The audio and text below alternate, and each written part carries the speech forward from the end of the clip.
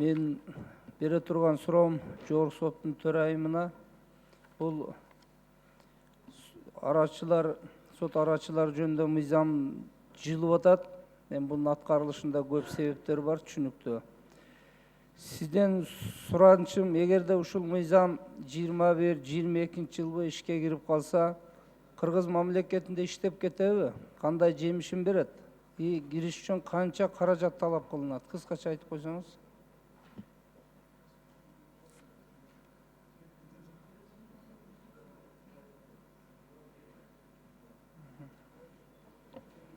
Саламатсыздарбы, урматтуу депутаттар?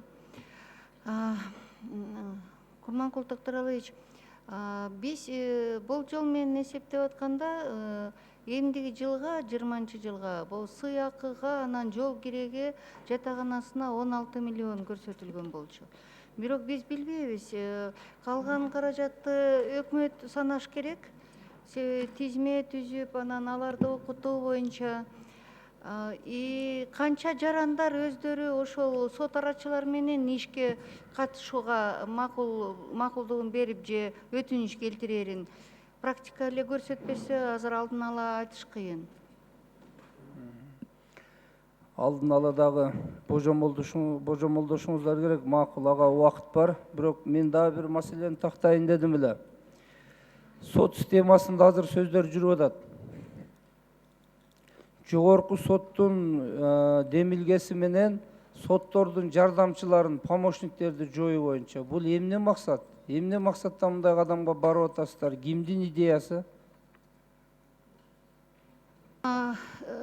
Өзүңүзгө белгилүү болгондой, мурунку башында мен катышканда жана тергөө судьялардын институтун киргизүү боюнча ошондо депутаттардан сунуш түшкөн. Бул көлөм жагынан, нагрузка жагынан караш керек депчи. Биз ошону мен анда айткам, мен азыр даяр эмесмин жооп бергенге, анализ кылыш керек. Азыр ошол анализди жасагандан кийин биз соттордун штаттык санын көбөйтүш керек деп атабыз. Себеби жардамчылар судьянын нагрузкасын баары бир түшкөн ишке байланыштуу жардамчылар ал нагрузкага эч жардам бере албайт. Ал судьяга эле жардам берип атат. А судьянын өзүнүн ошол көлөмү, нагрузкасы азайбай атат.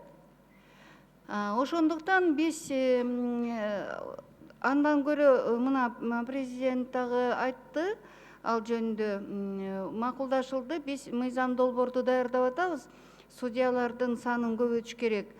Шаарга, Чүй областта, чоң райондорго, Аламедин, Сокулук, Ош шаарына, Жалал Абад шаарына, Кара Суу районуна, иш кылса ошондой республика боюнча.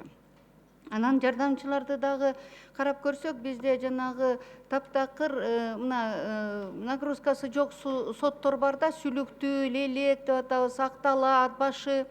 Ошол жерде жардамчылар кереги жок, себеби нагрузка таптакыр жок. Анан ошону оптимизациялаштыруу иретинде мен өзүм сунуш көтөрүп атам, ал сунушту. Гүлбара Өтөрүмовна, эгерде нагрузкасы аз, алыскы райондордон жоёбуз десеңер башка маселе. Бирок жалпы сот системасынан жардамчыларды жойбоңуздар. Акыркы сот реформасын алкагында эң жакшы сот системасына керектүү эки гана нерсе кабыл алдыңыздар.